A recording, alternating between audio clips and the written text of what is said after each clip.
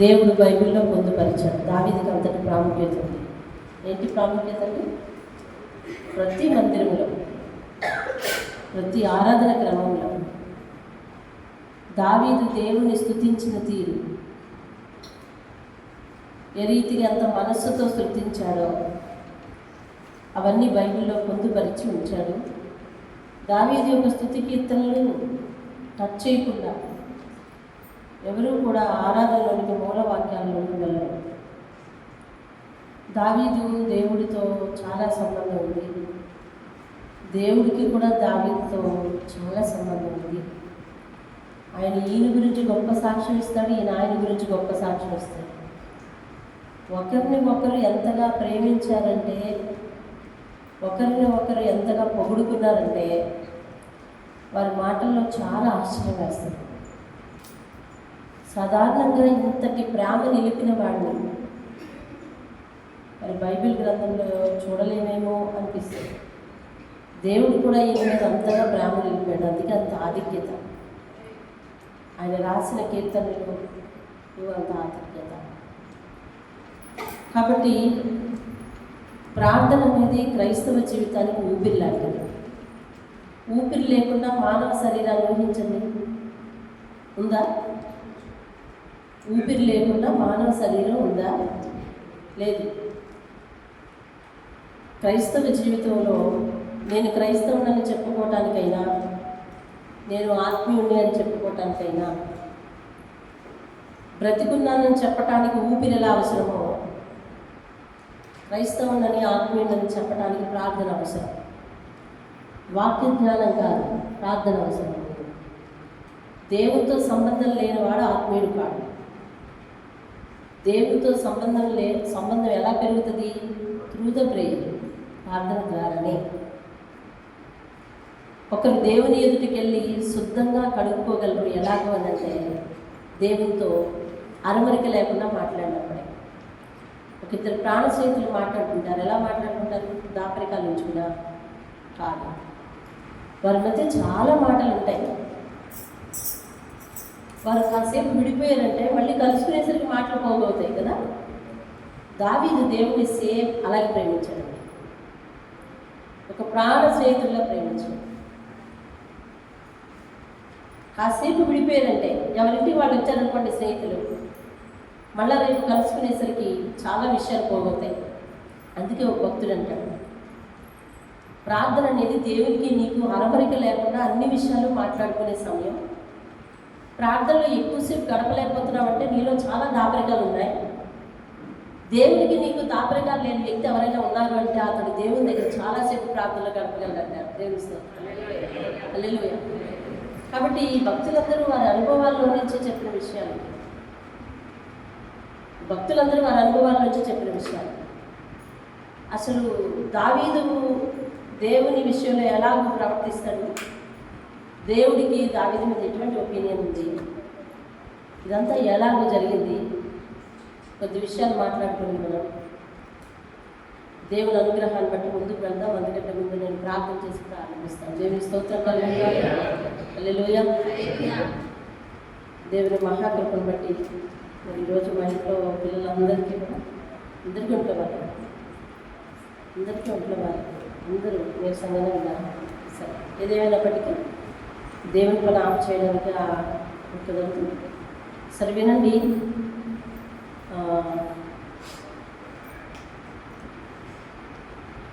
119వ కీర్తన,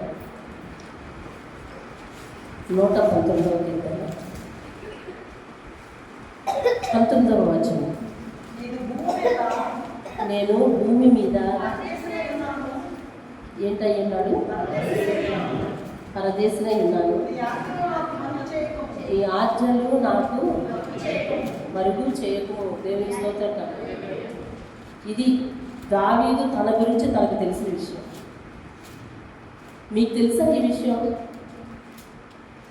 మనం భూమి మీద, మన భూమి మీద ఎవరండి? పరదేశులు. అంటే వేరే ఊరి నుంచి వచ్చిన వాళ్ళు, యాత్రికులు. మన నిజమైన దేశం ఊరు పౌరసత్వం ఎక్కడ ఉంది? పరమనంలో ఉంది. ఈ విషయం తెలిస్తే నేను ఈ పదం ఉపయోగిస్తాను, పరిశుద్ధాత్మ పర్మిషన్తో.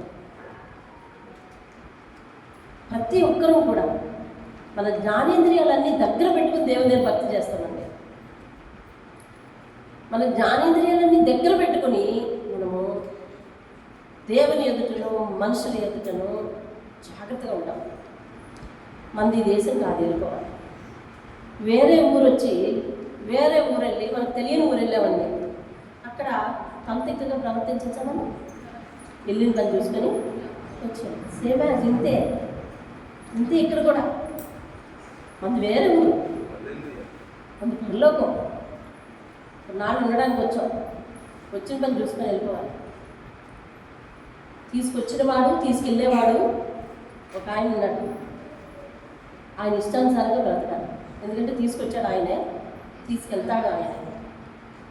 దావీదు ఈ కీలకమైన తాళపు చెప్పి పట్టుకున్నాడంటే, నేను పరదేశం, నేను మళ్ళీ తిరిగి నీ దగ్గరికి వచ్చేయాలి, కాబట్టి నీ ఆజ్ఞలు నాకు మరుగు చేయకు. బైబిల్ గ్రంథంలో ఎలాగో ప్రార్థన చేసేవాడు ఎక్కడ లేడు. మరొక ప్రార్థన చేశాడు, 39వ కీర్తన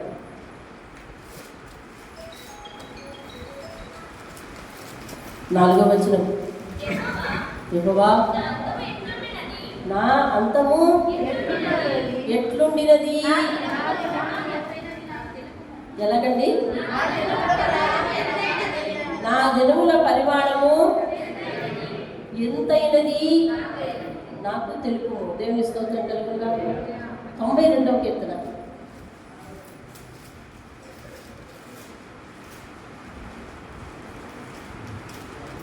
12వ వచనం చూడండి. ఏమండి? ఓకే, ఇంకొక మాట క్షమించండి. 90వ కీర్తన 12వ వచనం చూడండి. మాకు జ్ఞాన హృదయము కలుగునట్లు చేయము, మా దినముల లెక్కించుటకు మాకు నేర్పు. దేవుని స్తోత్రం కలిగి. నా అంతం ఎలా ఉంది?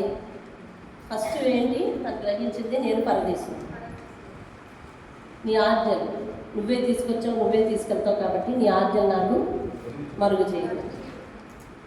ఇలా ప్రార్థించడం మనం ఎప్పుడైనా ప్రార్థించామా? నేను ఇక్కడ రాని కాదయ్యా, ఏమండి సరిగా కూర్చోవాలి. ఎప్పుడు కుర్చీలో కూర్చోనే వారి కోసం జాగ్రత్త చేస్తాను. సరిగ్గా కూర్చోవాలి.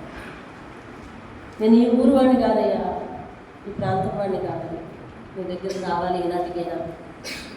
మన ఎండింగ్ కదండి, మన ఈ భూమి మీద ఎండ్ చేయాలి ఏదో ఒక రోజు. ఈ విషయం తెలిసిన వాడే దావీదు దేవుడిని అడుగుతున్నాడు 2 ప్రశ్నలు. 1, నాయనా నా అంతము ఎట్లుంటుంది? ఎలా ముగిస్తాను? ఏంటి నెపం?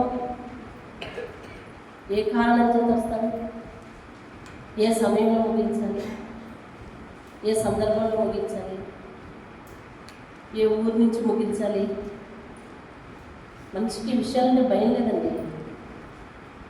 అందుకే దేవుని దగ్గర కట్టుబాట్ల విషయంలో కానీ అలవాట్ల విషయంలో కానీ తను కంట్రోల్ చేసుకోలేకపోతున్నాడు. ఏ నాడిగా ఇక్కడి నుంచి పోవాలన్న సంగతి తెలియట్లేదు మనిషి.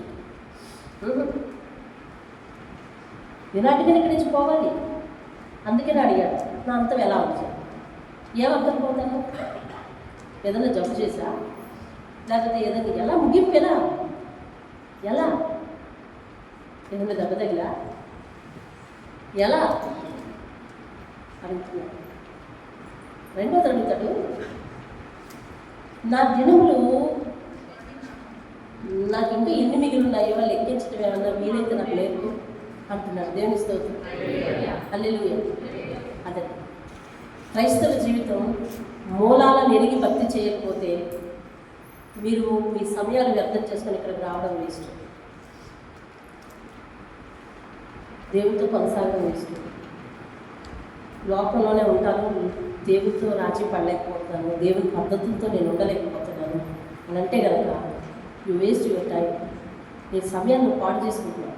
అదేదో అక్కడికి వెళ్తే అక్కడ సంతోషంగా బతికినాలు బతికి ఇక ఏకంగా నరకెళ్ళకపోవచ్చు. ఎందుకంటే క్రీస్తు రాజ్యం రక్తం అక్కడ వర్తించదు, ఇక్కడ వర్తిస్తుంది. పరలోకానికి అధిపతి ఆయన. కాబట్టి దేవుని సంగతులతో, ఎందుకంటే ఒకంత వాస్తవాలతో ప్రార్థన చేసి దావీదు దగ్గరికి వచ్చేసరికి మనం వాస్తవాలే మాట్లాడుకోవాలి. ఈ ప్రార్థన వల్ల ఉండాలండి. మన ప్రార్థన అంశాలు, అయ్యా నేను ఎలా వెళ్తాను, నా పరిస్థితి ఏంటి, ఇప్పుడు చూపించు అడగాలి. దేవుని స్తోత్రం. అది ఈ మూల విషయాలు తెలిసిన వాడై, నేను ఇక్కడికి వచ్చాను, నన్ను ఇక్కడికి తీసుకొచ్చాడు ఆయన, తీసుకెళ్ళాలి ఆయన, కాబట్టి నేను ఆయన చెప్పినట్టుగా ఉంటాను అని చెప్పి రోజుకి 7 మార్లు ప్రార్థన చేయడం నేర్చుకున్నాడు. అక్కడ 119 ఎత్తున్నాడు, 164 వచ్చాడు, 119, 164.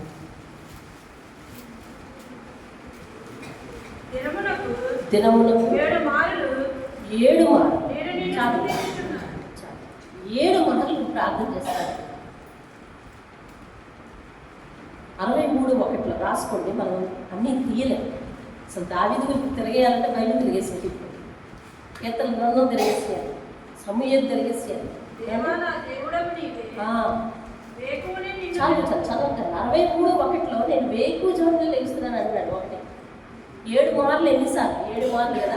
ఎక్కడెక్కడ చూద్దాం, మీకు అవసరమని నేను చెప్తున్నాను. 7 మార్లు చెప్పండి. నేను ముందుకెళ్ళిపోవచ్చా? రాసుకునే వాళ్ళు ఎవరంటే చెప్తాను, లేకపోతే నేను ముందుకెళ్ళిపోతాను. చెప్పాలి. 63:1 వేకువనే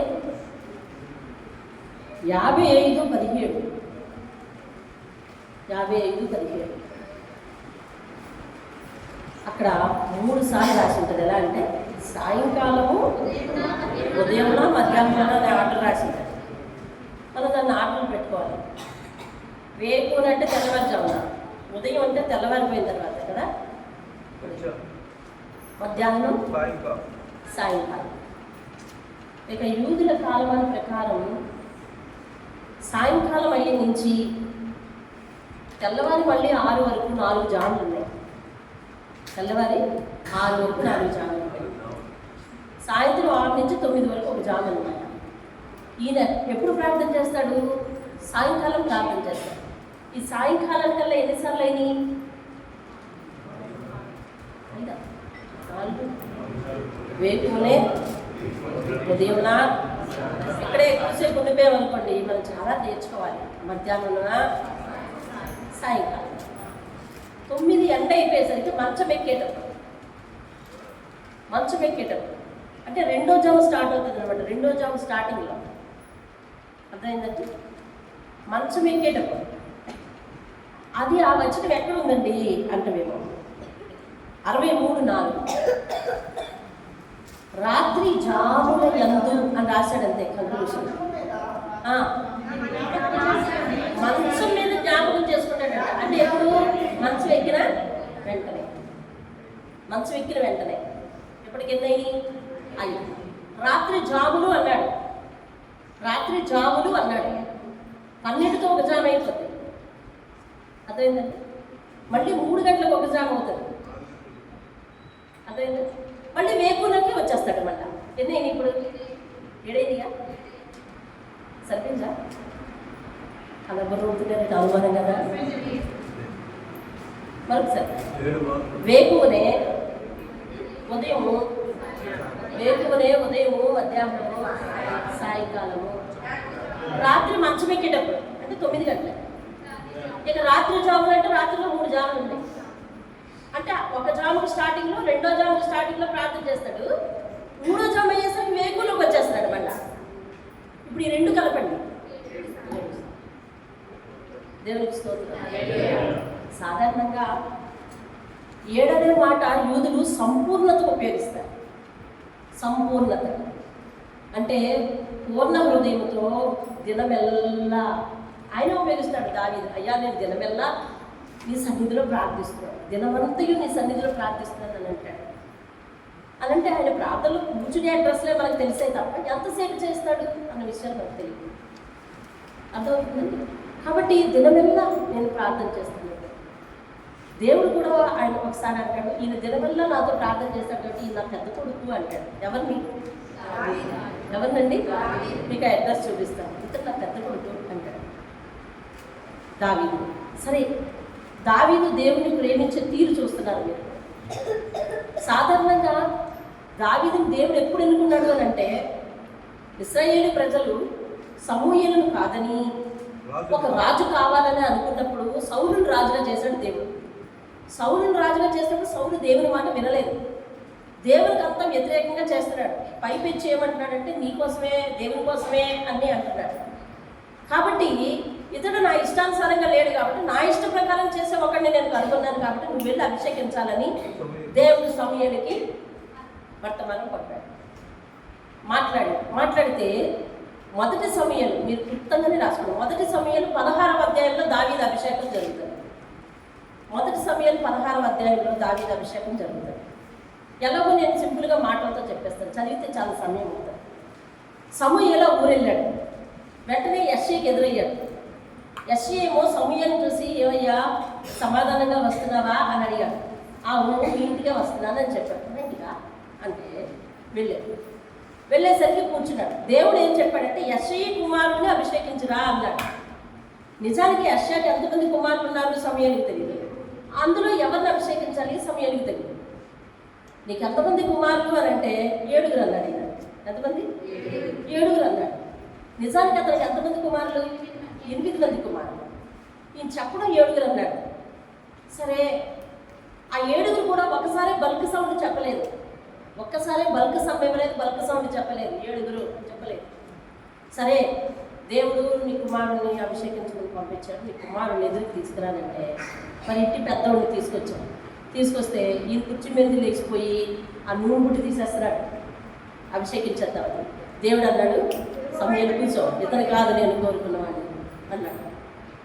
ఎందుకు ఇతనే అనుకున్నాడంటే, అతను చాలా పొడుగ్గా ఉన్నాడంట, చాలా అందంగా ఉన్నాడంట, చాలా బాగున్నాడంట. అందుకని ఇలాగే ఇంకెవరైనా ఉన్నారంటే 2వని తీసుకొచ్చాడు, ఇంకెవరైనా ఉన్నారంటే 3వని తీసుకొచ్చాడు, ఇంకెవరైనా ఉన్నారంటే 4వని తీసుకొచ్చాడు. 7 వచ్చినప్పుడు కూడా సమూయేలు ఏం చేస్తాడంటే సిట్ టు స్టాండ్. ఇదే పరిస్థితి. మీరు కావలసిన వాక్యాలు చదువుకోండి. ఇతను లెగిస్తాడు, దేవుడు కాదు కూర్చో. ఇతను లెగిస్తాడు, కాదు కూర్చో. అప్పుడు అడిగాడు, ఇంకెవరైనా కుమారుడు ఉన్నారని. ఉన్నాడు, కనసార్పవాడు ఉన్నాడు. వాడు గొర్రెల తొట్టి దగ్గర ఉంటాడు. ఆయన కబురు పెడతానంటే సరిపడు కబురు పెట్టి కూర్చుంటాను. ఆ రోజులు ఇలా బండేసుకుని తెచ్చి పంపంట అయ్యేదా? కాదు. ఆయన వచ్చే వరకు కూడా సమూయేలు ఎదురు చూస్తా కూర్చున్నాడు. ఇకంతే దావీదు సూర్యు దూరి ఇంటిలోనికి ఆరంగటం చేస్తున్నాడో లేదో, ప్రవేశిస్తున్నాడో లేదో, సమూయేలు లే, నేను కోరుకున్నవాడు ఇతడే అన్నాడు. అక్కడ వాక్యాలు చదువుతుంటే ఎటుకు లేచి నిలబడతాయి. నేను కోరుకున్నవాడు ఇతడే, అభిషేకించు అని అంటాడు. దేవుని స్తోత్రం కలిగి అభిషేకించు. దేవుడు ఎందుకు అభిషేకించాడో కూడా దావీదుకి సరైన అవగాహన లేదు. కానీ దావీదు దేవుడు అభిషేకాన్ని పొందుకున్నాడు. వెంటనే 17వ అధ్యాయంలో వాళ్ళ నాన్నలకి, వాళ్ళ అన్నయ్యలకి క్యారేజ్ పట్టుకెళ్ళమని వాళ్ళ నాన్నగారు చెప్తారు. అక్కడ యుద్ధం జరగడానికి అందరూ మోహరించున్నారు.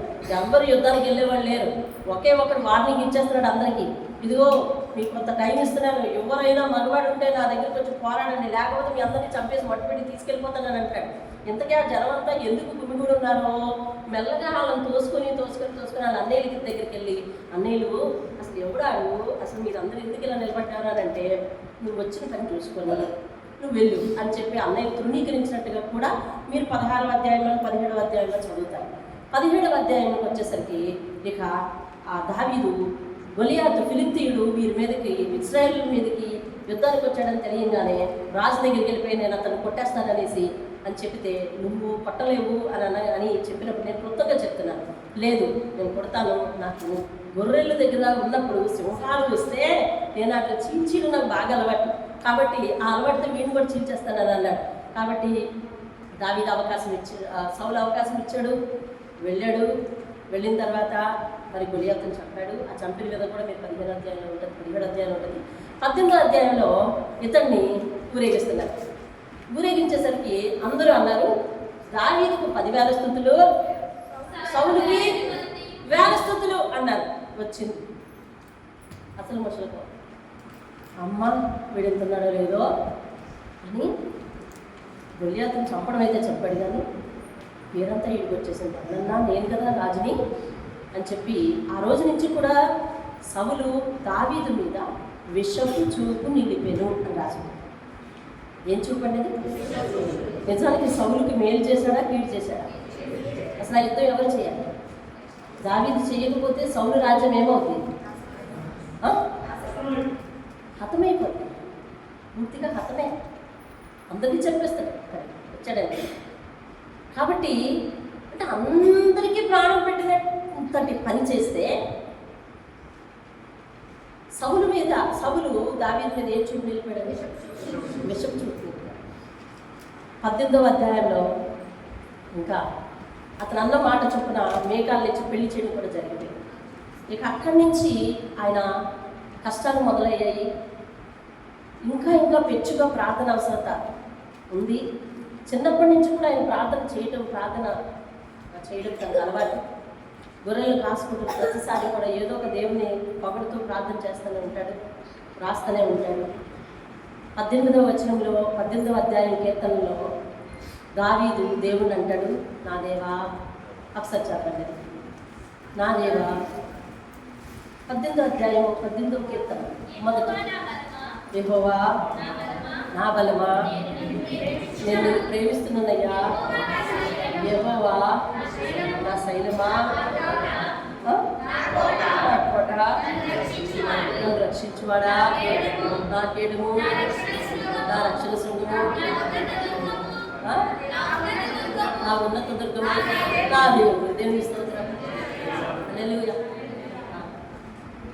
14 పేర్లు దగ్గర 7 అంటే ఆ యూదులకి ఏంటంటే సంపూర్ణత అంట. అంటే ఈయన రెట్టింపు సంపూర్ణతతో దేవుని పొగుడుతున్నాడండి. రెట్టింపు సంపూర్ణతతో దేవుని పొగుడుతున్నాడు. ఏమనైతే పొగిడాడో అన్నిట్లో నన్ను అవసరాలు ఉన్నాయి, మనిషికి కావాల్సిన అవసరాలు. నా రక్షణ శృంగం అంటే రక్షించేవాడు, నా ఆశ్రయదుర్గం అంటే నన్ను దాచేవాడు అని అర్థం. ఇలా ఒక్కొక్క పదానికి ఒక్కొక్క అర్థం ఉంది. చివరిగా టోటల్గా అంటాడు, నా దేవుడా అంటాడు. దేవుని స్తోత్రం. 19వ వచనంలో ఆయన వాక్యం ఎంత గొప్పతో చదువుతాడు. 19వ కీర్తన చూడండి. నేను అడ్రస్లు చెప్తున్నాను, కొంచెం మెల్లగా ఫాలో అయ్యారండి. జస్ట్ ముఖ్యమైన విషయాలు మీకు చూపిస్తాను అంతే. 19వ అధ్యాయం 7వ వచనం, యెహోవా నియమించిన ధర్మశాస్త్రం చాలు, దాన్ని యెహోవా శాసనము నమ్మదగినది, యెహోవా ఉపదేశములు నిర్దోషములైనవి, యెహోవా ఏర్పరిచిన ధర్మము నిర్మలమైనది, యెహోవా యందలి భయము పవిత్రమైనది, యెహోవా న్యాయ విధులు సత్యమైనవి. వీటన్నిటిని పాటిస్తే ఏమవుతుందంట? ఆ కింద 2 లైన్లు చదువుకొని, ఇప్పుడు ప్రాణము తెప్పరిల్లుతుంది, బుద్ధిహీనత జ్ఞానం పుడుతుంది. అర్థమవుతుందా? నేను చదివిన విధానం అర్థమవుతుందండి. ప్రతి వచనంలో ఫస్ట్ లైన్ చదివాం. అవన్నీ పాటిస్తే లాభాలేంటి? 2 లైన్లు. ప్రాణము తెప్పరిల్లుతుంది, బుద్ధిహీనులకు జ్ఞానం వస్తుంది, హృదయానికి సంతోషం వస్తుంది, కన్నులకు వెలుగవుతుంది, నిత్యము మన యందు నిలిచి ఉంటుంది, కేవలము న్యాయాన్ని మన విషయంలో జరిగిస్తుంది. దేవుని స్తోత్రం కలుగునుగా. హల్లెలూయా. 23వ అధ్యాయం టోటల్గా దేవుడు అంటాడు, అయ్యా నేను చేసే ఉద్యోగాన్ని బట్టి నిన్ను వర్ణిస్తా చూడు. నేను ఒక గొర్రెలు కాపరిని, నేను నా గొర్రెలకు మంచిగా మేత పెడతా, మంచిగా నీళ్ళు ఇస్తా, నీడ ఉన్న చోటుకి తీసుకెళ్తా. ఒకవేళ ఎప్పుడైనా అవి చీకట్లో చిక్కుకుంటే వాటిని ఎత్తుక్కుంటూ పోతా. వాటికి నా దుడ్డు కన్నా దండాన్ని అడ్డుగా పెట్టి వాటిని భుజం మీద తీసుకొచ్చి మోసుకొచ్చి ఇస్తా. ఎప్పుడూ నా దగ్గర ఉన్నప్పుడు అవి దేనికి లోటు కావు. నేను ఒక మనిషిని, పశువుకి ఇంతటి కంఫర్ట్ ఇస్తున్నాను, మరి నీవు నాకు కాపరివైతే నాకెన్ని కంఫర్ట్స్ వస్తాయని చెప్పి 23వ కీర్తన ఆయన రాశారు. దేవుని స్తోత్రం కాదు, ఆయన నాకు కాపరి. దేవుని స్తోత్రం కాదు. అందులో తెలుసా, మనిషికి కావలసిన 10 నిత్యావసరాలు ఉన్నాయి. ఇప్పుడు మనం రాసుకోలేము, దేవుని చిత్తం అయితే అదొక వర్తమానంగా మీ ముందుకు తీసుకొస్తాం. 10 మనిషి జీవితానికి 10 కావలసిన నిత్యావసరాలు ఉన్నాయి. 23వ కీర్తన అంటే కంప్లీట్గా దేవుని దగ్గర మనిషి ఉంటే గనక, దేవుని ప్రేమిస్తే గనక తన జీవితం సంపూర్తిగా ప్రతి అవసరత తీర్చబడి, అన్ని రకాల అవసరతలు తీర్చబడి, దేవునితో ఒక ధైర్యంగా జీవించే ఒక జీవనం. దేవుని స్తోత్రం. 23లో ఒక కంఫర్ట్ లైఫ్ని ఆయన చెప్తారు. దేవుని స్తోత్రం కలుగును గాక. అందుకనే ఇంత కంఫర్ట్ ఉంది కాబట్టి 25వ కీర్తన 5వ వచనంలో ఆయన అంటాడు ఏంటో తెలిసిన లాస్ట్ వచనం 25వ కీర్తన 5వ వచనం లాస్ట్ వచనం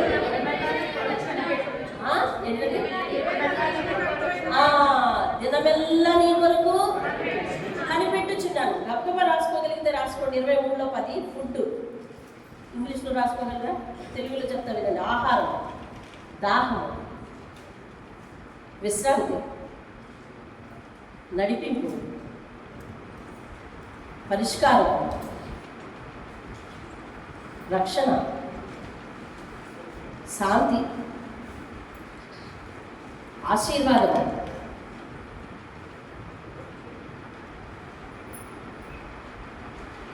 నెమ్మది,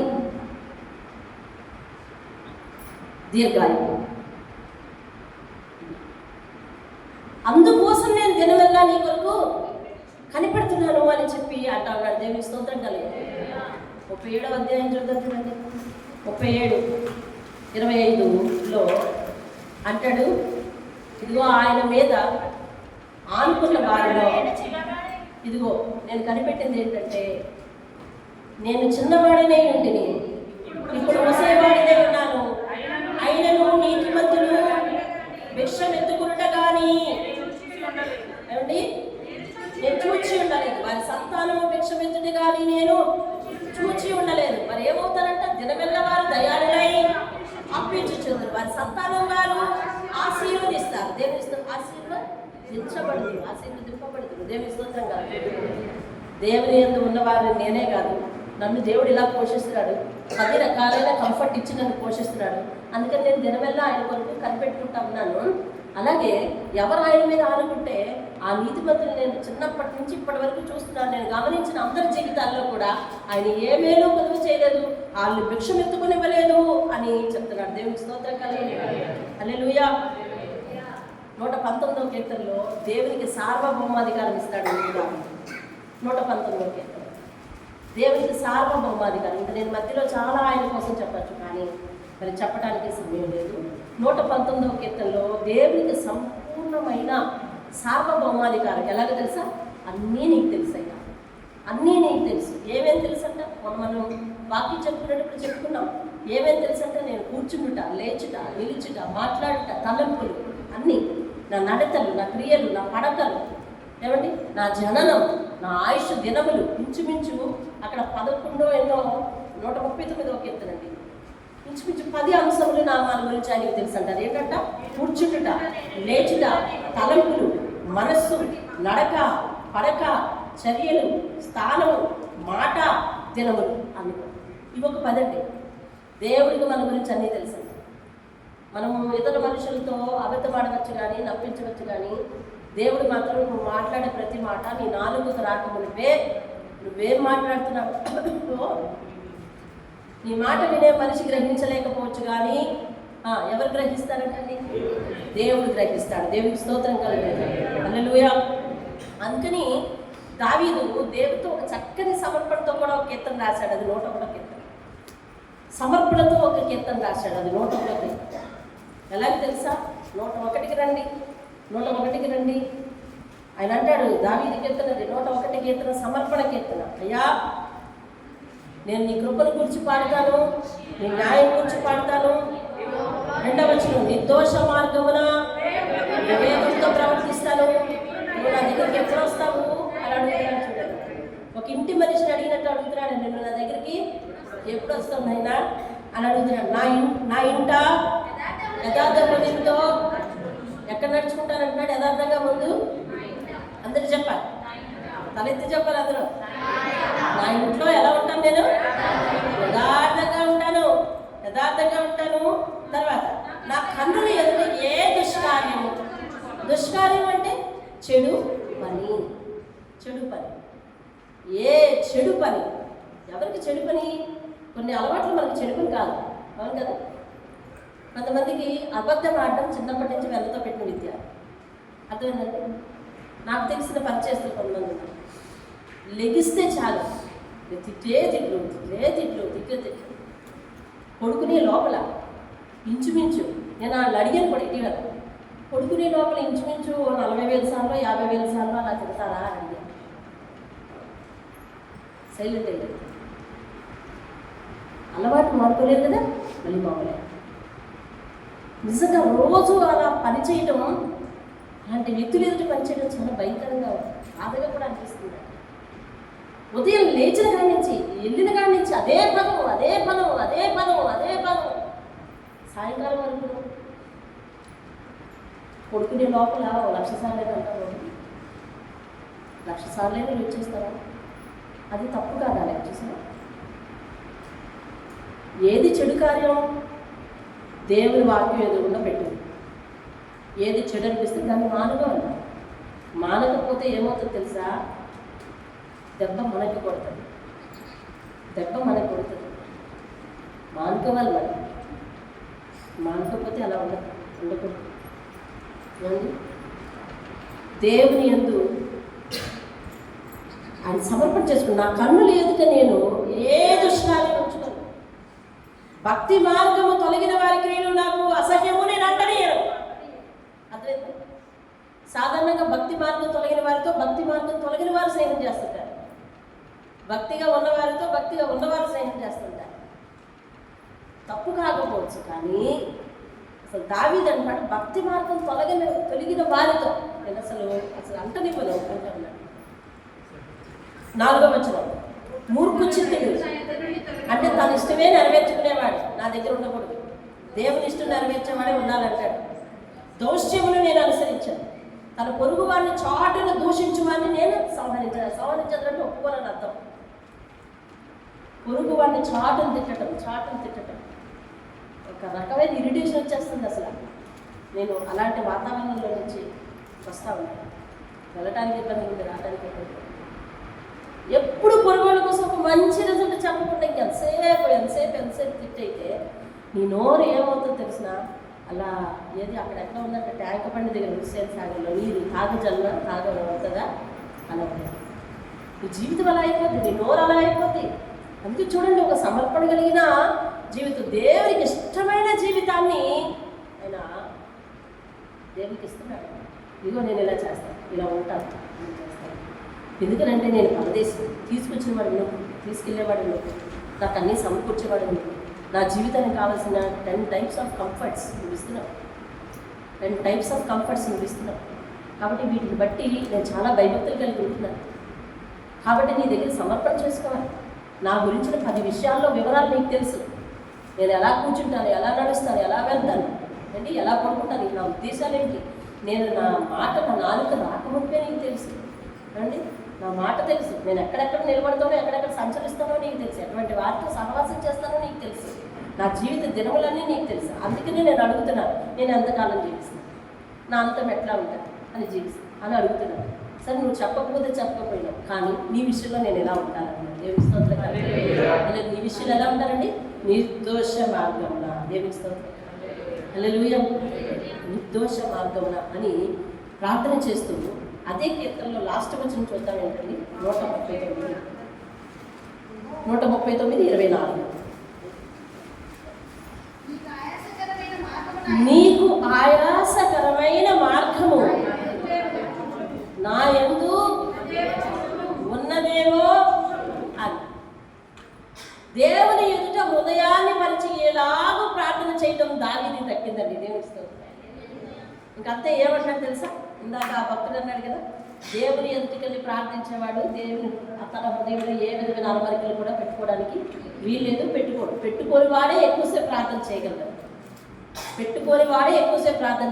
దేవునికి నచ్చని విషయాలతో హృదయాన్ని నింపుకునేవాడు దేవునితో ఎక్కువసేపు మాట్లాడలేడు. అందుకని మొన్న దేవుడు మనతో ఏం మాట్లాడాడు? పాపం చేసేవాడు ప్రార్థన చేయలేడు, ప్రార్థన చేసేవాడు పాపాన్ని చేయలేడు. అంటే హృదయంలో దేవునికి రహస్యమైనవి దాచుకున్నామంటే దేవునితో ఎక్కువసేపు మాట్లాడలేము, అంటే ప్రార్థన చేయలేము, పాపాన్ని దాచుకున్నాం. కాబట్టి దేవుని ఎదుట అలమరిక లేనట్టుగా ఉండాలి. అందుకని దావీదు ఏం చేస్తాడంటే తన హృదయాన్ని దేవుని దగ్గర పరిచేసి, ఇదిగో చూడు, నన్ను అంతరింద్రియమును పరిశోధించిన నాయన, మరి నీకేమైనా ఆయాసకరమైన నీకు ఇష్టం లేని విషయాలు ఏమైనా ఉంటే నువ్వే చెప్పు, నేను వదిలేసుకుంటాను. దేవుని స్తోత్రం. నువ్వే చెప్పు, నేను వదిలేసుకుంటాను. 132వ కీర్తన ఒక్కొక్కసారి ఈ విషయంలో ఏది వదలడానికి వీల్లేదండి. 1వ కీర్తన నుంచి చివరి వరకు ఏది వదలడానికి వీల్లేదు. కానీ కొన్ని ముఖ్యమైన విషయాలు మీకు నేను చూపిస్తున్నాను. 132వ కీర్తనలో ఆయన 3-5 వచనాల్లో ఇలాగో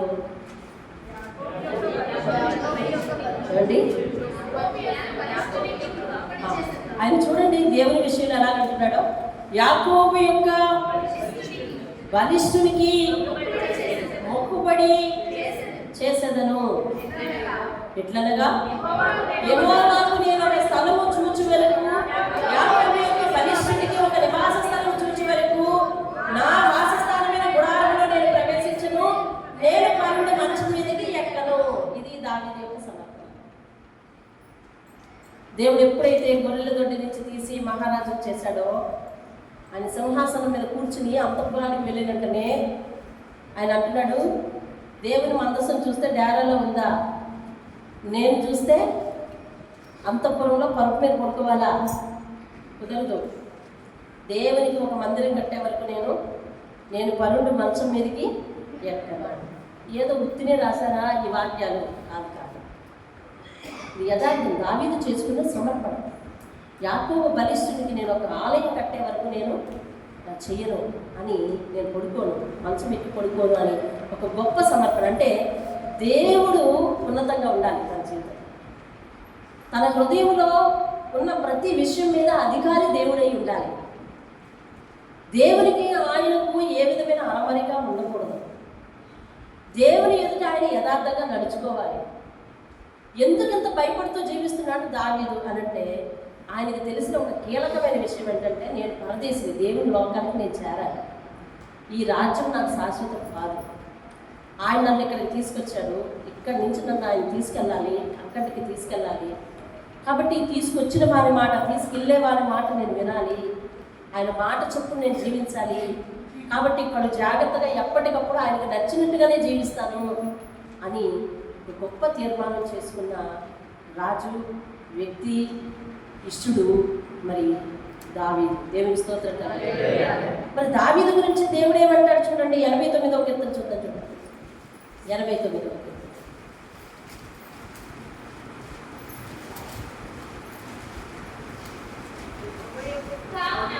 89వ కీర్తన 20వ వచనం నుంచి చదువుతాం చూడండి.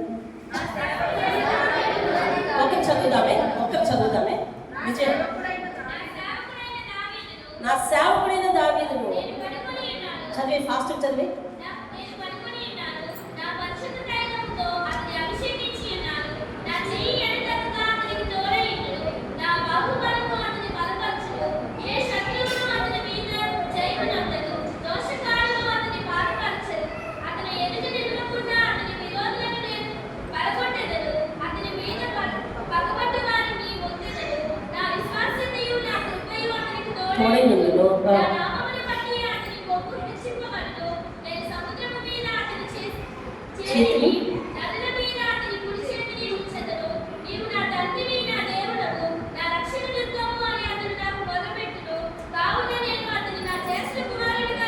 చాలు. దేవుని ఎవరు మొరపెడతాడంటే దావీదు, నా తండ్రివి, నా దేవుడు, నా రక్షణ దుర్గము, ఆయన నాకు ప్రార్థన చేస్తున్నాడు. అందుకని ఆయన చేసుకున్న సమర్పణలన్నీ నా కళ్ళెదురుకుండా ఉన్నాయి. నా ఎదుట ఏది దాచిడతడు. కాబట్టి అతని విషయంలో నేను ఇలా స్పందిస్తానని చెప్పి 89వ కీర్తన 20వ వచనం నుంచి స్పందిస్తూ చివరిలో అంటాడు, ఆయన నా పెద్ద కుమారుడు లాంటోడు అంటాడు. దేవుని స్తోత్రం. హల్లెలూయా. ఆయన పెద్ద కుమారుడు లాంటోడు అంటాడు. దేవుని స్తోత్రం కలుగును. హల్లెలూయా. సమూయేలుతో మాట్లాడేటప్పుడు దావీదుని దేవుడు ఎలా పరిచయం చేశాడో తెలుసా? సమూయేలుకి సౌలుని కాకుండా దావీదుని అభిషేకించాలన్నప్పుడు ఎలాంటి వాడిని ఎంచుకుంటున్నాడు ఈసారి దేవుడు? ఇంతకుముందు ఎలాంటి వాడిని ఎంచుకున్నాడు? కొంచెం జనంలో పొడుగ్గా ఉన్నవాడిని ఎంచుకున్నాడు, కొంచెం అందంగా ఉన్నవాడిని ఎంచుకున్నాడు. గుణానికి ఎలాంటి వాడు అయిపోయాడు అతడు? దేవునికి విరుద్ధం అయిపోయిన వాడు అయిపోయాడు. మరి ఇప్పుడు ఎలాంటి వాడిని ఎంచుకుంటున్నాడు అనుకున్నాడు సమూయేలు. అందుకని సమూయేలుతో దేవుడు క్లుప్తంగా చెప్పాడు, నా చిత్తానుసారుడైన ఒక మనుషుడిని నేను కనుగొనుచున్నానంట. దేవుని స్తోత్రం. నా చిత్తానుసారమైన 1 సమూయేలు 13-14 ఉంటుంది. నా చిత్తానుసారమైన ఒక మనుషుణ్ణి నేను కనుగొంటాను అంటున్నాడు. దేవుని స్తోత్రం. అపోస్తల కార్యాలు 13:22లో పౌలు దావీదు గురించి చెబుతూ సాక్ష్యం ఇస్తూ అంటాడు, దేవునికి దావీదుకి జరిగిన సంభాషణలో దావీదు గురించి దేవుడు ఏమన్నాడో చెప్తాను చూడండి. 13:22 అపోస్తలు చదవండి. అపోస్తలలో దావీదు ఉండడం ఏంటి అని ఆశ్చర్యమా? కాదు. సౌలు పాత విషయంలో దేవుని కార్యాలన్నింటినీ కూడా ఆ ప్రభుత్వం ముందు సాక్ష్యం ఇస్తున్నాడు. అప్పుడు చెప్తా ఉన్నాడు, ఈ దేవుడు తరతరాలకు దేవుడు, పితరుల నుంచి వచ్చే దేవుడు, ఇప్పుడు ఉన్నది ఇప్పుడు పుట్టిన దేవుడు కాదని చెబుతూ ఆయన శాశ్వతత్వాన్ని మరి వారి ముందు వచ్చేటప్పుడు దావీదును కనుగొన్నాడు. దావీదు గురించి చెప్తా ఉన్నాడు చూడండి. మరియు నేను యెష్షయి కుమారుడైన దావీదును కనుగొంటిని. ఎలాంటి కుమారుడు అంట? ఎలాంటి మనుషుడు? ఇష్టానుసారమైన. ఎందుకు ఇష్టం? అతడు నా ఉద్దేశములన్నీ దేవుని స్తోత్రం కలుగును గాక. ఏ మనిషి దేవుని ఉద్దేశాన్ని నెరవేరుస్తాడో, దేవుని వాక్యంలో ఆయన ఇష్టాన్ని ఎరిగి దేవుని ఇష్టాన్ని ఎవరైతే జరిగిస్తారో వారిని దేవునికి ఇష్టం అంటే దేవుని ఇష్టం. ఇప్పుడు మనమే చెప్పేసుకోవచ్చు మనం దేవునికి ఇష్టం కాదు. Self check.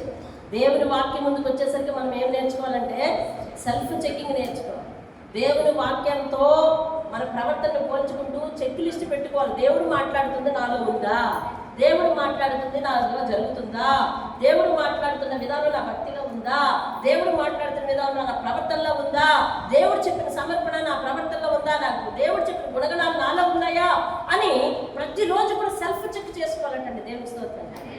నిజానికి తెలుసా, ఒక ప్రార్థనలో రోజుకు ఒక ప్రార్థన వీరిని గురించి మనం వింటూ ఉన్నప్పుడు నువ్వు పశ్చాత్తాప పడకుండా, మన పాపములు ఒప్పిపెట్టకుండా, విధులు వదిలిపెట్టకుండా, మరి దేవునికి ఇష్టానుసారమైన జీవితం లేకుండా ఎంతమంది ప్రార్థన పనుల గురించి వినేస్తే 40 దినాలు 40 మంది గురించి కాదు, రోజుకి 2 చొప్పున 80 మంది గురించి వినినా నీ జీవితంలో మార్పు రాకపోతే మాత్రం దానివల్ల నువ్వు వెచ్చించిన సమయం అంతా వ్యర్థం.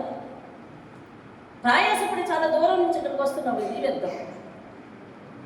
ఏ రోజు ఏ వాక్యం విన్నావో ఆ రోజు నువ్వేం చేసుకోవాలి అంటే సరి చేసుకోవాలి. దేవుని మాట మనసు నీకు కనబడుతుంది, ఆ మనసుకు తగినట్టు నువ్వు నడుచుకోవడం నేర్చుకోవాలి. దేవుని స్తోత్రం కలుగు. హల్లెలూయా.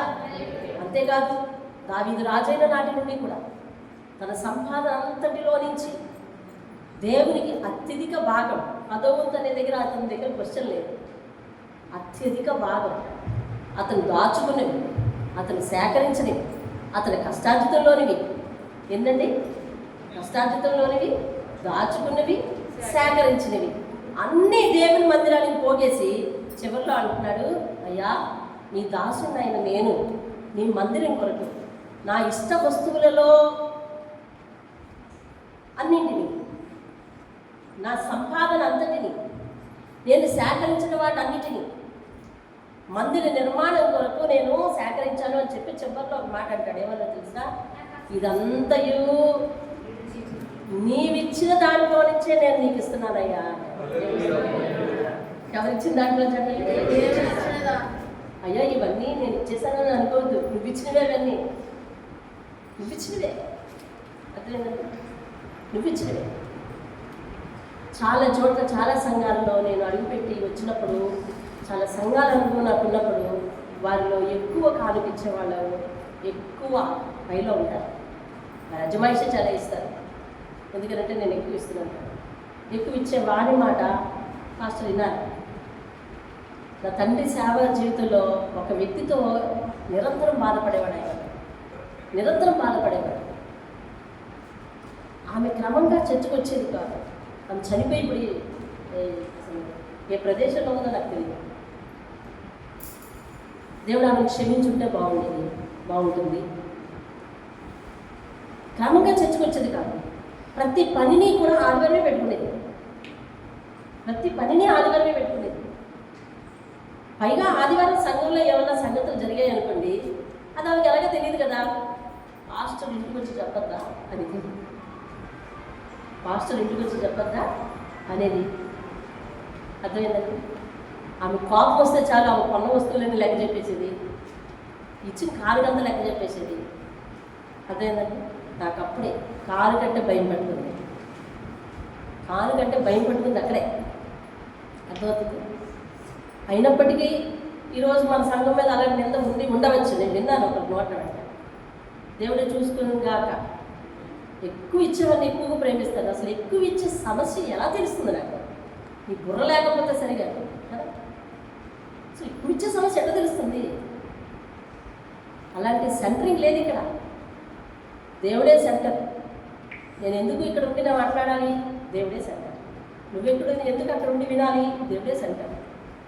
నీ మీద నా మీద ఆయన కాచిన రక్తం ఒకటే. కాబట్టి స్వతహాగా తల్లి గర్భంలో పుట్టిన రక్త సంబంధాల కంటే అతిగా భావించాలి ఈ బంధాన్ని మీరందరూ. దేవుని స్తోత్రం కలగాలి. దావీదు దేవుని ఎంత ప్రేమిస్తున్నాడో చూడండి. నువ్వు ఇచ్చినట్లు నేను ఇస్తున్నాను. నువ్వు ఇచ్చింది నా సొంతంది కాదయ్యా, నా సొంతంది కాదు, నాకున్నవన్నీ నువ్వు ఇచ్చినవే అంటాడు. దేవుని స్తోత్రం. ఇంకెన్ని చెప్పినా ఆయన విషయంలో మనం తరగదు. కానీ అయితే ఆయన ప్రాబ్లం ఒకటి రేజ్ అయింది. ఎప్పుడు ఆయన ఎప్పుడైతే గొల్యాతును చంపి ఆయన విషయంలో అందరి దగ్గర నుంచి పేరెనిక కన్నాడో, ప్రజలందరూ ఆయన పొగటం మొదలుపెట్టారో, కనిపించిన వారందరూ అంటున్నారు దావీదు లేకపోతే మనం ఈ ఊళ్ళో ఉండేవాళ్ళం కాదు అంటున్నారు. నిజమేనా? నిజమేనా మాట? మీరు అలా అనుమానంగా చూస్తారేంటి? నిజమే కదా. దావీదు లేకపోతే మనం ఈ ఊళ్ళో ఉండేవాళ్ళం కాదు అని ఒకడంటే, ఒకరు అంటారు ఊళ్ళో ఉండడం మాట గురించి మాట్లాడుతున్నావేంటి, అసలు ప్రాణంతో ఉండేవాళ్ళం కాదు అంటున్నారు ఒకడు. అంతే కదా. అది అందరినీ చంపేస్తాను అన్నాడు. ప్రాణంతో ఉండేవారు కాదు అంటాడు. ఒకరు అంటారు దేవుడు పంపిస్తున్నట్టు వచ్చాడమ్మా అంటున్నారు. ఇంత చిన్నోడికి ఎంత బలం ఇచ్చాడమ్మా అంటున్నారు. ఈ మాటలన్నీ చెవిని పడిపోతున్నాయి ఆయనకి. రోజు రోజుకి విషపు చూపు ఎక్కువైపోయిందంట. అందుకని ఆ విషపు చూపు ఎప్పుడైతే పెరిగిందో, విషపు చూపు ఉన్న చోట, అసూయ ఉన్న చోట దేవుని ఆత్మ అదే హృదయంలో నిలవఉండదు. అందుకని దేవుడు ఒక చోట ఒక అద్భుతమైన వచనం రాశాడు. పైన కింద అది ఉంటుంది. సౌలు మీద నుంచి దేవుని ఆత్మ తొలగిపోయిందంట, దావీదు మీద ఆ ఆత్మ బలంగా పనిచేస్తా ఉన్నాడండి. దేవుని ఇక్కడ విడిచి ఎక్కడికి వెళ్ళిపోయిందంటే, ఎవరిని అయితే ద్వేషిస్తున్నాడో చూసారా, ఎవరిని అయితే ద్వేషిస్తున్నాడో వాళ్ళ మీదకి వెళ్ళిపోయింది. ఎవరిని అయితే ద్వేషిస్తున్నాడో వాళ్ళ మీదకి వెళ్ళిపోయిందండి దేవుని ఆత్మ. అయిపోయింది. వెంటాడాడు, ఎన్నో బాధలకు గురి చేశాడు. మన ముందు సమయం ఇంకా 20 నిమిషాలు. ఎన్నో బాధలకు గురి చేశాడు. కానీ అటువంటి వాడిని దావీదు ఎంతగానో క్షమించాడు. ఎలా క్షమించాడంటే, అతన్ని ఎప్పుడు కూడా గౌరవంగానే పిలిచాడు. ఒకటి. రెండవది, దేవుడు అతడు మత్తులో ఉన్నప్పుడు తన ఎదుటనే చంపడానికి అవకాశం ఉన్నప్పటికీ కూడా తన దాసుడు, తన పనివాడు, ఇది యెహోవా ఇచ్చిన అవకాశమే తీసుకో అని చెప్పినా కూడా దావీదు ఎవ్వరి మాట వినలేదు. తన మనసు మాట వినలేదు, సేవకుని మాట వినలేదు. దేవుని మాట అక్కడ వల్లి వేస్తున్నాడు. ఏమని తెలుసా? యెహోవా అభిషేకించిన వారిని నేను చంపకూడదు అన్నాడు. రెండు. మూడవది, ఏ శత్రువు అయితే దావీదు మీద విషపు చూపు నిలపడమే కాక తనని వెంబడించి వేటాడి చంపాలని ప్రయత్నించినన్ని సార్లు కూడా దేవుడే అతను తప్పించాడు. యెహోవా అతనికి తోడై ఉండెను అని రాసి ఉంటుందండి. దేవుని స్తోత్రం కలుగునుగా. 1 సమూయేలు 18:14 అలాగే రాసి ఉంటుంది. ఏమనంటే యెహోవా అతనికి తోడై ఉండెను. దేవుని స్తోత్రం కలుగునుగా. ఎందుకంటే తెలుసా, దావీదుకున్న మనసును బట్టి దేవుడు యెహోవా ఆయనకు దావీదుకి తోడై ఉన్నాడట. అన్ని విషయాల్లో సుబుద్ధి కలిగి ప్రవర్తిస్తున్నాడట దావీదు. అందుకని అతనికి తోడై ఉన్నాడట. ఇన్నిసార్లు మరణాపాయ పరిస్థితులు అతను తలెత్తినా కూడా, అంటే సౌలు తలపెట్టినా కూడా, అర్థమవుతుందండి, తన కుమారుడైన యోనాతాను ఎవరి కుమారుడు? సౌలు చనిపోయాడు. సౌలు చనిపోయిన విధానం 1 సమూయేలు గ్రంథం 31 చివరిలో ఉంటుంది. మీరు చదువుకున్నదాన్ని ఇక్కడ వివరించడం కష్టం. ఏమండి? తర్వాత తన కుమారుడు చనిపోయాడు, యోనాతాను కూడా చనిపోయాడు. 2 సమూయేలు మొదట్లో యోనాతానుకు పుట్టిన గర్భఫలం ఎక్కడుంది అని ఆరా తీశాడు దావీదు. మెఫీబోషెత్ ఎక్కడ ఉన్నాడు అని ఆరా తీశాడు. అతడట కుంటివాడు అంటాడు. అతన్ని తీసుకొచ్చి తన అంతఃపురానికి తెచ్చుకుని యోనాతాను కుమారుడి ఇతడు అని చెప్పి యోనాతాను మీద ఎంత ఇష్టం ఉందో అతని మీద ప్రేమతో ఇతనికి రెండింతలు చూపించి అతని జీవితాంతం కూడా అతను ఆదుకున్నాడండి. దేవుని స్తోత్రం కదా. నువ్వైతే ఎవరైనా క్షమించగలవు అనగా దావీదుకి ఈ క్షమించే మనస్తత్వం ఎలా వచ్చిందో తెలుసా? నేను మేలు చేస్తే నాకు వాళ్ళు ఏం చేశారు? కీడు చేశారు. అది కదా కీ పాయింట్ దావీదు జీవితంలో. మనం కూడా చూడండి, నిజానికి మనకు ఇతరులు చేసిన మేలైనా ఇతరులకి మనం చేసిన మేలైనా తలుచుకుంటే కొన్నిసార్లు ఆ సమయంలో ఆ మేలు మనం అందించకపోతే అక్కడ చాలా ప్రమాదం అయిపోతుంది. వాళ్ళ జీవితమే కానీ వాళ్ళ పరిస్థితులే కానీ చాలా ప్రమాదం అయిపోతుంది. కానీ అవసరం తీరిపోయిన తర్వాత వాళ్ళు అవసరం పొందిన వారి మీద విషయం నిలవడం, చెడుగా ప్రచారం చేయడం, ఇవన్నీ కూడా దేవుని దృష్టికి ఇష్టం కానీ అది మనసులో ఉంటే కనుక దావీదు ఈ పని చేయగలడా? చేయగలడు. సౌలుని చంపకుండా విడిచిపెట్టగలడా? విడిచిపెట్టలేదు. యోనాతాను కుమారుడు ఎక్కడున్నాడని ఆరా తీసుకుని తను అడిగి తను తెచ్చుకుని అంతగా పోషించి ఆదరించగలడా? ఆదరించలేడు. అసలు దావీదుకి ఇంతటి క్షమాగుణం ఎలా వచ్చింది?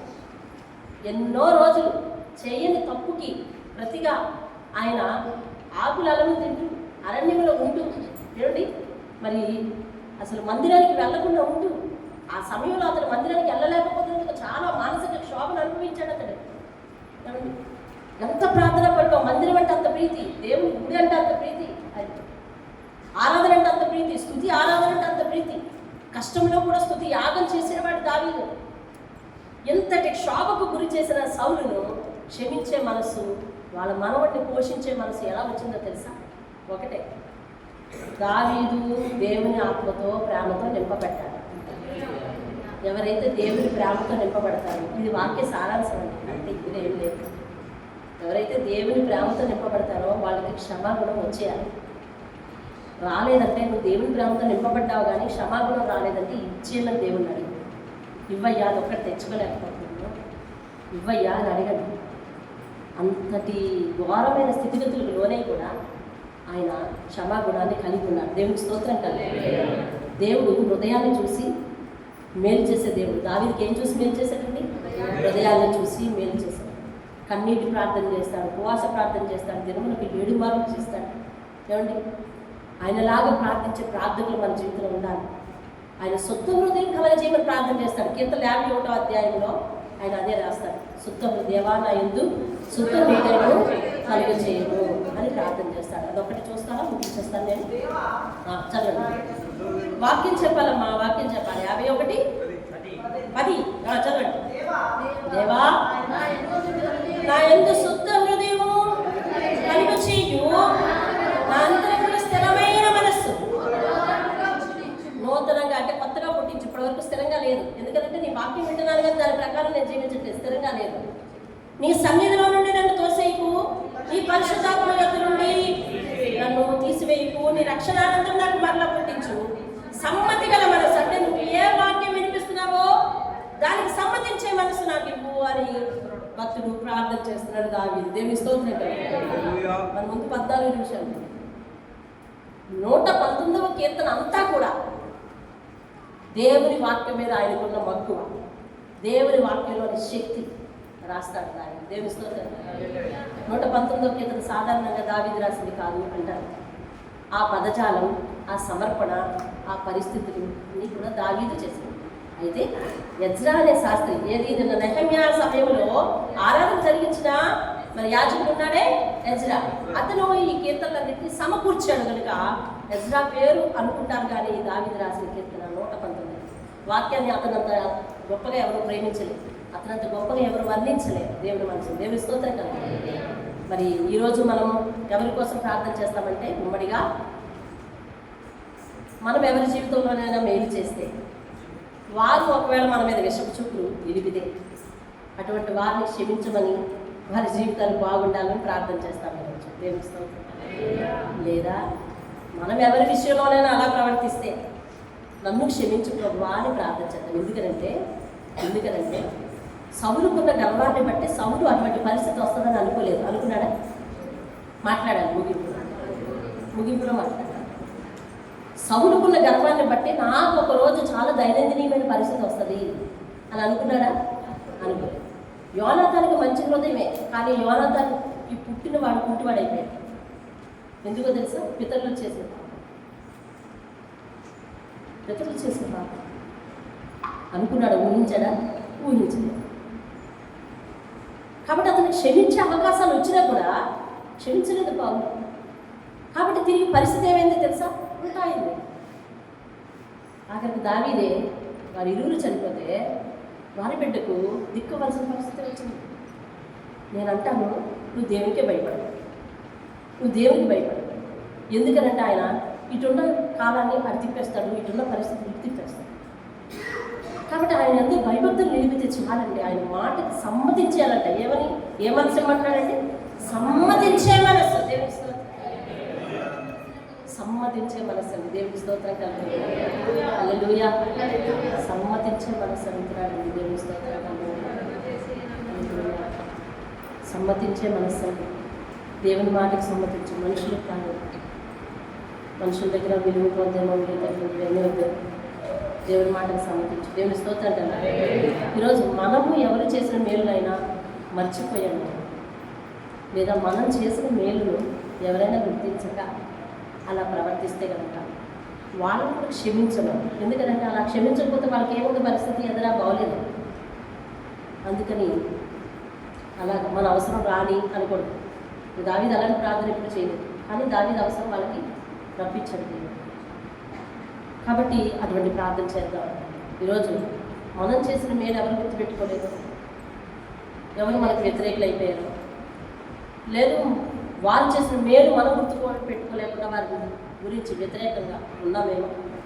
మన మనసును దేవుని ఎదుట పరిచేసి, దేవానికి ఆయాసకరమైన మార్గం నా ఇందున్నది తీసివేసి, నా గురించిన 10 సంగతులు తెలిసిన వాడు, నా తలంపులు తెలుసు, ఇంకా నేనేం దాయగలను, నా నడక తెలుసు, పడక తెలుసు, నా చర్యలన్నీ తెలుసు, నా మాట తెలుసు, నా స్థానం తెలుసు, నా జీవిత దినాలు తెలుసు. ఏది నీ దగ్గర దాయగలనయ్యా? కాబట్టి ఈరోజు అవతల వారిని క్షమించమని అడుగుతున్నాను. అవతల వారి విషయంలో నన్ను కూడా క్షమించు. వ్యక్తిగతంగా ఎవరికి వారు జ్ఞాపకం చేసుకుంటూ ఉంటున్నారా? మనమందరము క్షమాపణ ప్రార్థన, పశ్చాత్తాప ప్రార్థన. వారు చేసిన మేలు మనం అర్థం చేసుకోకపోతే పశ్చాత్తాప ప్రార్థన చేద్దాం. మనం చేసిన మేలు వారు అర్థం చేసుకోకపోతే క్షమించమని ప్రార్థన చేద్దాం. దేవుడు మహాకృప మనందరి మీద కొనసాగించి దీవించుగాక. అయ్యా, మా మనసు, మా పని విధానము, మా నిర్ణయాలన్నీ కూడా మా దృష్టికి నిజమైనవి, యథార్థం అనుకుంటాం. కానీ నీ వాక్యపు వెలుగులో ప్రభువా అవి ఎలా ఉన్నాయో దేవా తెలియదు. మా జీవితాలలో మాకు ఎవరెవరు మేలు చేశారో వారిని తరుణంలో జ్ఞాపకం చేసుకుంటున్నాము. వారి విషయంలో మేము తిరిగి అంతగా రెస్పాండ్ అయ్యామో లేదో. అయ్యా తండ్రి, మాకు చేసిన మేలుకు ప్రతిగా మేము తిరిగి నాయనా తండ్రి కృతజ్ఞతలు చెల్లించగలిగామో లేదో, లేదా కృతజ్ఞతలు చెల్లించకపోగా వారి మీద వ్యతిరేకంగా ఉన్నామో ఏమో తెలీదు. వాటన్నిటిని బట్టి ప్రభువా మా మనసు ఎరిగిన దేవుడు తండ్రి, అట్టి విషయాలుంటే నాయనా ముందుగా మమ్మల్ని క్షమించమని వేడుకుంటున్నాను తండ్రి. క్షమించున నాయన. సౌలు వంటి అసూయ కలిగిన మనస్సు మానవద్దు, సౌలు వంటి నాయన విషపు చూపు మానవద్దు. అయా తండ్రి నాయన నీకు వందనాలు చెల్లిస్తూ ఉన్నాం బాబు. మా మూర్ఖత్వాన్ని బట్టి, మా కఠినత్వాన్ని బట్టి, మా మాట తీరును బట్టి, మా తలపులను బట్టి దానివల్ల వచ్చి ప్రతిఫలము మా బిడ్డలు పోయొద్దు. అయా తండ్రి మా గర్భ సంతానం పోయొద్దు నాయన. వారి జీవితాలు సక్రమంగా సరైన రీతిలో ఉండగలందులకు నాయన మేము నేడుండగానే మా ప్రవర్తన సరి చేసుకునేందుకు సహాయం దయచేయండి నాయన. మీ నామానికి మహిమ తెచ్చుకోండి తండ్రి. దేవానికి స్తోత్రములు చెల్లిస్తున్నాం ప్రభువా. అయ్యా తండ్రి నాయన, వేదన ఇచ్చికొట్టు వేదన అని మీరు మొన్న ఒక ఫార్ములాతో మాట్లాడారు దేవా, ఒక సూత్రంతో మాట్లాడారు. దయచేసి మేము ఎవరినైనా వేదనకి గురి చేస్తుంటే బాబు, అయ్యా తండ్రి చేసిన మేలు మర్చిపోయినారు, అని వారు ఆ విషయంలో ప్రభువా తండ్రి నాయన వ్యాఖ్యానిస్తే కనుక అటువంటి ప్రవర్తన వారి నుంచి నశింపజేసి అయా మమ్మల్ని మొదటిగా క్షమించమని ప్రార్థన చేస్తున్నాను. దాని యొక్క ప్రతిఫలం మా బిడ్డల మీదకు రాకుండా కాచి కాపాడము. క్షమించుటకు సిద్ధ మనసు గలవాడవయ్యా. అయ్యా మీ సన్నిధిలో ఒప్పుకున్న ప్రతి పాపమును మీరు నాయనా అయా తండ్రి నాయనా మీరు తొలగించగలరు, ఆ దోషమును తొలగించగలరు. ప్రభువా సహాయం దయచేయండి దేవా. మీకు వందనాలు. కాచిన రక్తము చేత ప్రతి పాపమును కడిగి వేయమని ప్రార్థన చేస్తున్నాను. అలాగనే నా నాయన మేము మా చేతులతో ఎవరికైనా నాయన మేలు చేస్తుంటే ప్రభువా ఆయా సమయాల్లో వారిని ఆదుకోవటం వలన ప్రభువా వారి జీవితాలు మెరుగుపడి ఉంటేనా నాయన అయా అటువంటి పరిస్థితి తరువాత నాయన వారికి ఏ విధమైన మనసు మారిందే దేవా వారిని కూడా క్షమించిన నాయన. అయా తండ్రి నాయన తగిన ప్రతిఫలం కావాలని దావీదు అడగలేదు, క్షమించమని అని అడుగుతున్నాడు. దేవానికి స్తోత్రం. అయ్యా నేను ఎల్లప్పుడూ యెహోవానే స్తుతిస్తాను. నేను ఈ లోకానికి పరదేశినై వచ్చాను. నేను మళ్ళా తిరిగి నేను అక్కడికి వెళ్ళాలి కనుక తీసుకొచ్చిన వాడు తీసుకెళ్లేవాడు అతని ఆజ్ఞలు పట్టుకుని నేను నడుస్తాను. నిర్దోష మార్గంలో నడిచి యథార్థముగా ఆయన ఎదుట నా మనసును పరుచుకుని నీకు ఆయాసకరమైన మార్గంలో ఏమైనా ఉన్నాయేమో తీసివేయని ప్రార్థించిన రీతిగా మేము కూడా నీ ఎదుటకు వచ్చి ప్రభువా నీ ఇష్టానుసారంగా ప్రవర్తించుటకు నీ ఇష్టానుసారంగా నడుచుటకు అయ్యా సమ్మతి గల మనస్సు శుద్ధ హృదయం నూతనంగా పుట్టించయ్యా. ఇప్పటి వరకు ఉన్నదానికి రెట్టింపుగా ప్రార్థన వీళ్ళ కోసం వెళ్తా ఉన్నాం మా సమయాలు వెచ్చిస్తూ ఉంటాం. గంటన్నర సేపు మందిరంలో ఉంటా ఉంటాం. అటు నుండి ఇటు నుండి జర్నీకి 2 గంటల సమయం వెచ్చిస్తున్నాం. మార్పు లేని జీవితం మాలో ఉంటేనా నాయన ఈ సమయాలు మా జీవితంలో వ్యర్థమైపోతే దేవా తండ్రి మాట వినని వారిని నువ్వు అంగీకరించే దేవుడు కాదు కదా. దేవా క్షమించి ఇక నుంచిన నాయన మా అంతరంగమందు స్థిరమైన మనస్సు సమ్మతి గల మనస్సు నూతనంగా పుట్టించుకొని ప్రార్థిస్తున్నాను. నామానికి మహిమ తెచ్చుకోమనయ్యా. మహిమా ఘనత ప్రభావం మీరే పొందమని ప్రార్థిస్తున్నాను ఆయన. సంఘంలో ప్రభా తండ్రి నాయన ఈ 40 దినాల ప్రయాణం చేస్తూ ఉంటుండగా మరి ఎవరికి ఏ రీతిగా బలహీనతలు నాయన అయా రోజు ప్రయాణం చేసి ఇక్కడికి వస్తూ ఉన్నారు. అయా తండ్రి మరి వారందరినీ మరి వాహనాలకు తోడుగా ఉండమని వారి ఆరోగ్యాలకు తోడుగా ఉండమని ప్రార్థిస్తున్నాను నా నాయన. మరి నాయన ఉపవాసం ఉండి వస్తూ ఉన్నారు. వారిని కూడా వారి ఆరోగ్యాలను చేతికి అప్పగిస్తున్నాను నాయన. సమస్త విషయంలో రక్షణ చూపించే దేవానికి స్తోత్రాలు. దావీదుకి నాయన వాక్యం మీద కలిగిన గురి అయా నీ మీద కలిగిన గురి అయా తండ్రి నాయన నీవు నాయన ప్రార్థించి అడిగే సంగతులు అవన్నీ మాకు నేర్పయ్యా. తేటగా విన్నాము ఆయన కోసం బాబు. అయా తండ్రి నాయన ఇంకా అనేక సంగతులు మేము మా జీవిత కాలంలో నేర్చుకోవాలి. అయా తండ్రి నాయన విన్న వాటి విషయమే మేము జవాబుదారీగా ఉన్నాం కనుక దినమెల్ల నిన్ను కీర్తించేవారుగా కష్టంలో సైతం నిన్ను నిందించని వారిగా స్తుతి యాగము చేసేవారిగా శత్రువులను సైతం క్షమించేవారుగా వారి మేలు కొరకు నాయన తిరిగి పనిచేసేవారుగా మమ్మల్ని మార్చమని యేసయ్య యొక్క అతి శ్రేష్టమైన నామములు బ్రతిమాలుకుని అడిగి వేడుకుంటున్నాను పరమ తండ్రి. ఆమేన్ ఆమేన్. చెద్దమందరం యేసు రక్తమే శిలువ రక్తమే జయము సంపూర్ణ విజయం కలుగునుగాక. అపవాది క్రియలకు అనంత నాశనము కలుగునుగాక. ఆమేన్ ఆమేన్ ఆమేన్. తండ్రి అయిన దేవుని ప్రేమ కుమారుడైన యేసుక్రీస్తు వారి యొక్క కృప పరిశుద్ధాత్మ యొక్క అన్యోన్య సహవాసం ఇప్పటి వరకు 7 దినములు మనకు తోడుగా ఉండినట్లు మిగిలిన మరి 33 దినములు కూడా మనతో పాటు ఉండి మనల్ని నడిపించి విన్న వాక్యముల వెంబడి మనల్ని ప్రయాణింపజేసి మన ఆత్మీయ స్థితిని బలపరచును గాక. ఆమేన్ ఆమేన్.